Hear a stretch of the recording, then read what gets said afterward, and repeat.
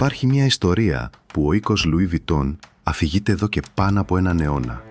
Ότι κάποτε, στις αρχές του 20ου αιώνα, προκάλεσαν δημόσια τον Χάρι Χουντίνι, τον διασημότερο μάγο του κόσμου, τον άνθρωπο που ξέφευγε από χειροπέδες, αλυσίδες και κελιά, να κλειδωθεί σε ένα μπαούλο τους και να προσπαθήσει να βγει. Ο Χουντίνι, λένε, δεν απάντησε ποτέ. Κανείς δεν έχει βρει την αγγελία. Καμία εφημερίδα, καμία ημερομηνία. Ίσως να μην έγινε ποτέ. Αλλά η κλειδαριά ήταν αληθινή. Τόσο αληθινή που ο ίδιος μηχανισμός του 1886 χρησιμοποιείται στα μπαούλα Βιτόν μέχρι σήμερα. Αυτή είναι η ιστορία μιας εταιρείας που έμαθε να κατασκευάζει θρύλους και ενός θρύλου που έκανε τα πάντα για να τον θάψει. Ξεκινάει με ένα παιδί 13 χρονών, ξυπόλυτο, στη μέση του πουθενά. Σήμερα, το όνομα Λουί Βιτόν είναι το απόλυτο συνώνυμο της πολυτέλειας. Ο όμιλος πίσω του, η LVMH, έφτασε στο απόγειό του να αξίζει $1,5 εκατομμύριο. Αλλά αυτή δεν είναι ιστορία πολυτέλειας. Είναι ιστορία επιβίωσης, ολοκληρωτικής καταστροφής, ενός σκοτεινού μυστικού από τον Δεύτερο Παγκόσμιο Πόλεμο που έμεινε κρυμμένο για 60 χρόνια. Και μιας τελικής ηρωνίας. Η οικογένεια που θυσίασε τα πάντα για να κρατήσει την εταιρεία, την έχασε από έναν άνθρωπο που η ίδια κάλεσε να την σώσει. Όλα ξεκίνησαν με μία απόφαση. Στα 1835. Ο Λουί Βιτόν είναι 13 χρονών, γιος Μιλονά. Η μητέρα του έχει πεθάνει από τα 10 του. Ο πατέρας του ξαναπαντρεύτηκε και η μητριά του κάνει το σπίτι αβίωτο. Δεν έχει χρήματα, δεν έχει μέλλον. Έχει μόνο μία κατεύθυνση, το Παρίσι, που απέχει 470 χιλιόμετρα. Φεύγει ένα πρωί χωρίς να πει τίποτα. Το ταξίδι δεν κρατάει εβδομάδες, κρατάει 2 ολόκληρα χρόνια. Δουλεύει όπου βρει, σε στάβλους, σε κουζίνες, σε αγροκτήματα, για ένα πιάτο φαγητό και μια γωνιά να κοιμηθεί. Χειμώνες σε αχυρώνες, καλοκαίρια στους δρόμους. Όταν περνάει τις πύλες του Παρισιού το 1837 είναι 16 χρονών. Το Παρίσι του 1837 δεν είναι η πόλη του φωτός. Είναι μια πόλη που μόλις βγήκε από επιδημάμι χολέρας με δεκάδες χιλιάδες νεκρούς. Αρουραίοι, ανοιχτοί υπόνομοι, παιδιά που δουλεύουν 14 ώρες τη μέρα. Εκεί, ο Λουί βρίσκει δουλειά ως μαθητευόμενος στο εργαστήριο του κυρίου Μαρεσάλ. Ειδικότητα, πακεταριστής και κατασκευαστής κουτιών. Ακούγεται ασήμαντο. Δεν είναι. Το 1837 οι πλούσιοι δεν ταξιδεύουν με βαλίτσες. Ταξιδεύουν με άμαξες και τα ρούχα τους με ταξωτά, δαντέλες, κρινολίνα αξίζουν περιουσίες. Ο πακεταριστής είναι ο άνθρωπος που εγγυάται ότι θα φτάσουν άθικτα.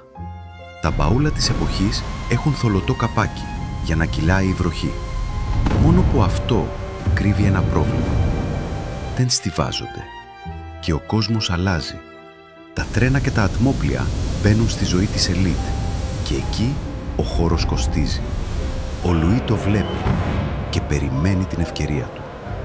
Θα του πάρει 17 χρόνια. Στο εργαστήριο του Μαρεσάλ, ο Λουί γίνεται ο καλύτερος. Τόσο καλός που η φήμη του φτάνει ως το παλάτι. Γίνεται ο προσωπικός πακεταριστής της αυτοκράτηρας Ευγενίας, της συζύγου του Ναπολέοντα του Τρίτου. Ο πρώην αλήτης των χωματόδρομων δίνει τώρα τα ταξίδια της πιο ισχυρής γυναίκας της Γαλλίας. Και το 1854, στα 33 του, παίζει τα πάντα. Ανοίγει δικό του μαγαζί, λίγα μέτρα από την Place Vendôme. 4 χρόνια αργότερα, το 1858, παρουσιάζει την ιδέα που κλωθογύριζε από μαθητευόμενος. Ένα μπαούλο με επίπεδο καπάκι. Ελαφρύ, ορθογώνιο, στιβάζεται. Και η βροχή, ο Λουί αντικαθιστά το βαρύ βέρμα με τον καμβά τριανών. Ύφασμα με ειδική αδιάβροχη επίστρωση. Πιο ελαφρύ από το δέρμα, πιο ανθεκτικό, αδιάβροχο. Ένα αντικείμενο σχεδιασμένο όχι για την άμαξα του χθες, αλλά για το τρένο και το ατμόπλιο του αύριο. Οι παραγγελίες εκτοξεύονται. Το 1859 ανοίγει μεγάλο εργαστήριο στο Ανιέρ, έξω από το Παρίσι, δίπλα στον Σικουάνα και στη σιδηροδρομική γραμμή. Πάνω από το εργαστήριο μένει η οικογένειά του. Η υψηλή κοινωνία απαιτεί Βιτόν για τα υπερατλαντικά της ταξίδια. Ο άνθρωπος που κοιμόταν σε αχυρώνες προμηθεύει τώρα αυτοκρατορίες. Και τότε, το 1870, ο ουρανός πάνω από το Παρίσι γεμίζει καπνό. Ο Γαλλοπρωσικός πόλεμος συντρίβει τη Γαλλία μέσα σε μήνες. Η αυτοκρατορία του Ναπολέοντα του Τρίτου καταρρέει και μαζί της η προστάτηδα του Λουί, η Ευγενία, φεύγει εξόριστη. Το Παρίσι πολιορκείται. Ο λοιμός είναι τέτοιος που οι Παριζιάνοι τρώνε άλογα, αρουραίους, ακόμα και τα ζώα του ζωολογικού κήπου.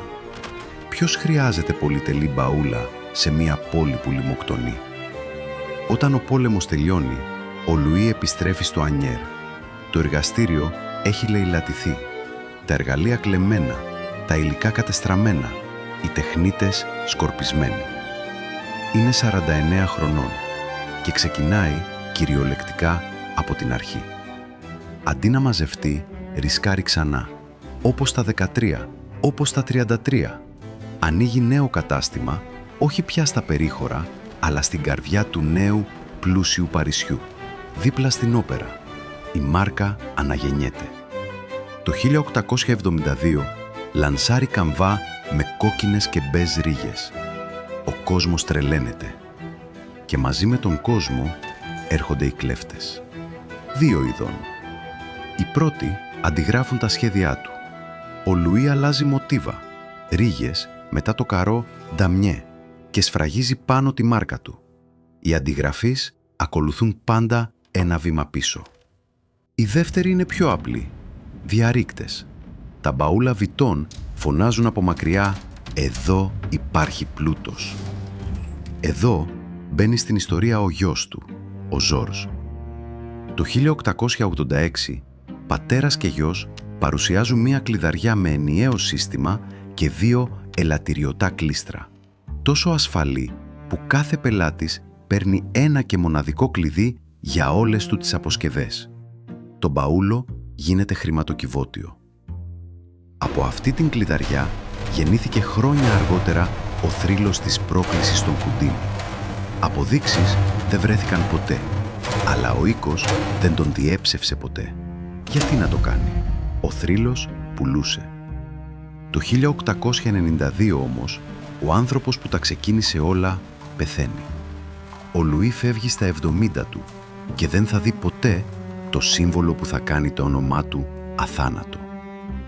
1896. Ο Ζόρζ σχεδιάζει ένα μοτίβο για να τιμήσει τον νεκρό πατέρα του και να τελειώνει με τους αντιγραφείς. Στιλιζαρισμένα λουλούδια, εμπνευσμένα από την ιαπωνική τέχνη της εποχής και τα αρχικά LV, το μονόγραμμ. Ο Ζόρζ το πηγαίνει παντού. Λονδίνο, Νέα Υόρκη, παγκόσμιες εκθέσεις. Χτίζει έναν κολοσσό. Όλα μοιάζουν τέλεια, μέχρι που ο πλανήτης βυθίζεται στο σκοτάδι και η τρίτη γενιά Βιτόν παίρνει μια απόφαση για την οποία η εταιρεία δεν θα μιλήσει ποτέ ξανά. 1940. Η Γαλλία καταρρέει σε 6 εβδομάδες. Οι Ναζί καταλαμβάνουν το Παρίσι και στο νότο στείνεται το καθεστώς του Βυσί. Μια γαλλική κυβέρνηση μαριονέτα υπό τον στρατάρχη Πετέν που συνεργάζεται ανοιχτά με τον Χίτλερ. Επικεφαλής του οίκου Βιτόν είναι τώρα ο Γκαστόν Λουί, ο εγγονός του ιδρυτή.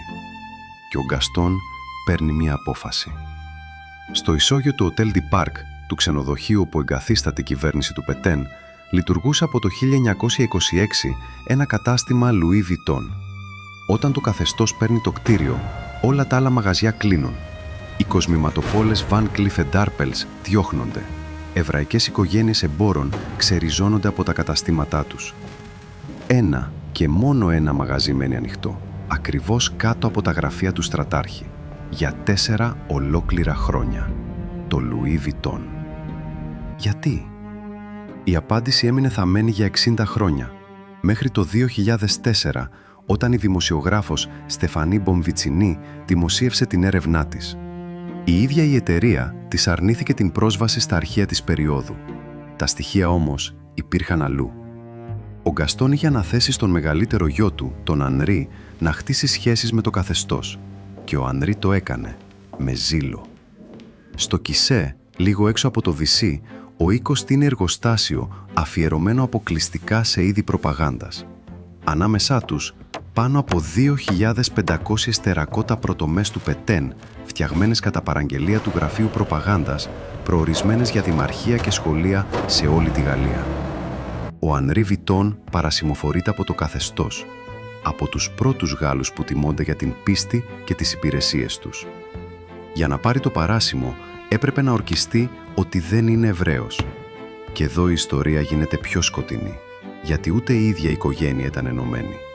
Τα μικρότερα αδέρφια του Ανρί, ο Κλοντ και ο Ζακ, γέρνουν προς τον Ντεγκόλ.